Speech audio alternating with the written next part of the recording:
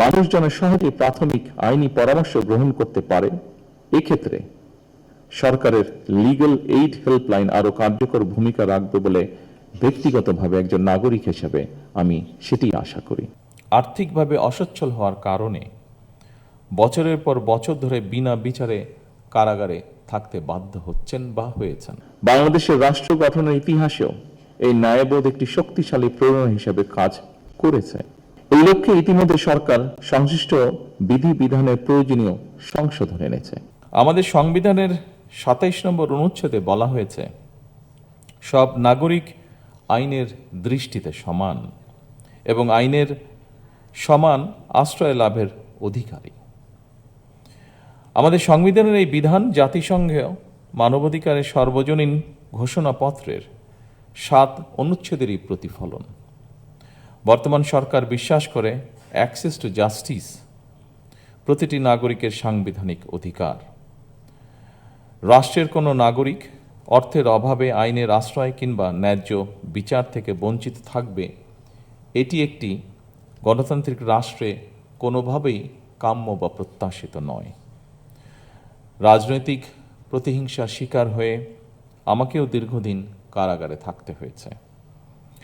তখন আমি নিজে কারাগারে এমন অনেককে দেখেছি যারা শুধুমাত্র আর্থিকভাবে অসচ্ছল হওয়ার কারণে বছরের পর বছর ধরে বিনা বিচারে কারাগারে থাকতে বাধ্য হচ্ছেন বা হয়েছেন। একজন মানুষ অর্থের অভাবে ন্যায় বিচার থেকে বঞ্চিত হওয়া একটি গণতান্ত্রিক রাষ্ট্রের কাম্য নয়। অবশ্যই এমন বাস্তবতায় আজকের এই আলোচনা বিশেষ তাৎপর্যপূর্ণ।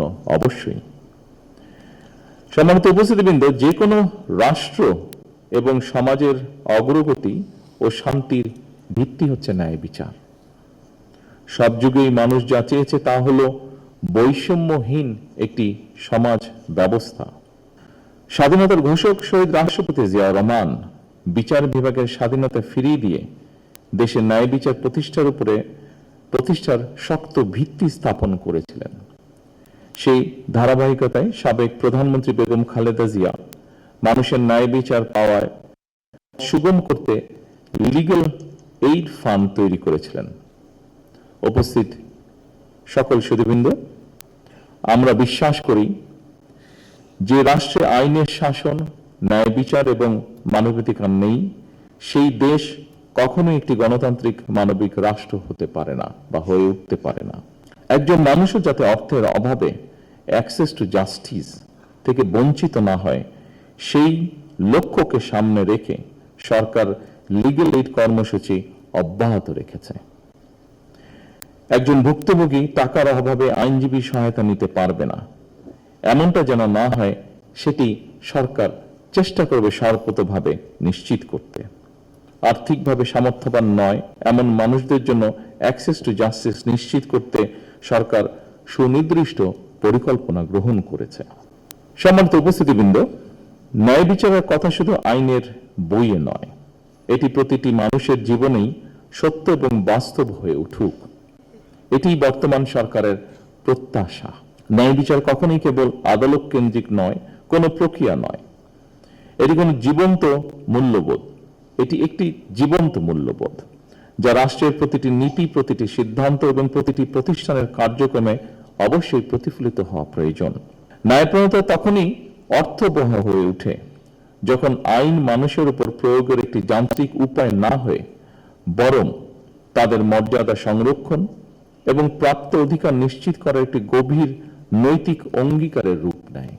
বাংলাদেশের রাষ্ট্র গঠনের ইতিহাসেও এই ন্যায়বোধ একটি শক্তিশালী প্রেরণা হিসেবে কাজ করেছে। যেহেতু ন্যায় বিচার প্রাপ্তি প্রতিটি মানুষের সাংবিধানিক অধিকার, যেহেতু সেই অধিকার যাতে প্রত্যেকটি মানুষ চর্চা করতে পারে, তাদেরকে সরকার যথাসাধ্য লিগ্যাল এইড দিবে। এই লক্ষ্যে ইতিমধ্যে সরকার সংশ্লিষ্ট বিধিবিধানের প্রয়োজনীয় সংশোধন এনেছে। সম্মানিত সকল উপস্থিতিবৃন্দ, সারা বিশ্বে একটি কথা বিশেষভাবে প্রচলিত, সেটি হচ্ছে justice delayed is justice denied, অর্থাৎ বিচার বিলম্ব মানেই বিচার অস্বীকার।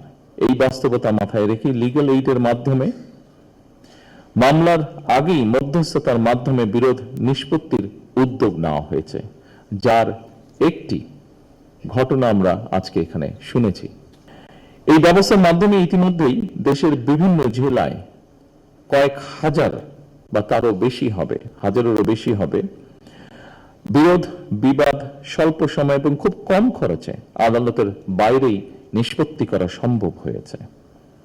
অনেক ক্ষেত্রে কয়েক মাস বা বছরের পরিবর্তে বরং কয়েকটি বৈঠকের মাধ্যমেই সমস্যার সমাধানগুলো করা সম্ভব হয়েছে। এতে আদালতের উপর চাপ কমেছে, সরকারের খরচও হ্রাস পেয়েছে। মানুষ যেন সহজে প্রাথমিক আইনি পরামর্শ গ্রহণ করতে পারে, এক্ষেত্রে সরকারের লিগ্যাল এইড হেল্পলাইন আরো কার্যকর ভূমিকা রাখবে বলে ব্যক্তিগতভাবে একজন নাগরিক হিসেবে আমি সেটি আশা করি। সম্মানিত সকল উপস্থিতিবৃন্দ, প্রতিটি মানুষের মনে এমন বিশ্বাস থাকতে হবে যে জনগণের যে কোনো প্রয়োজনে রাষ্ট্র তাদের পাশে রয়েছে। লিগ্যাল এইড সেই বিশ্বাসেরই একটি প্রতিফলন বলে আমি বিশ্বাস করি। আসুন আমরা সবাই মিলে একটি ন্যায়বৃদ্ধি মানবিক রাষ্ট্র গড়ে তুলি, যেখানে ন্যায় বিচারই হবে শেষ কথা আমাদের। আমি জাতীয় আইনগত সহায়তায় কেউ উদ্যোগের সার্বজনীন সাফল্য কামনা করি। সবাইকে আন্তরিকভাবে ধন্যবাদ। আল্লাহ হাফিজ। বাংলাদেশ জিন্দাবাদ।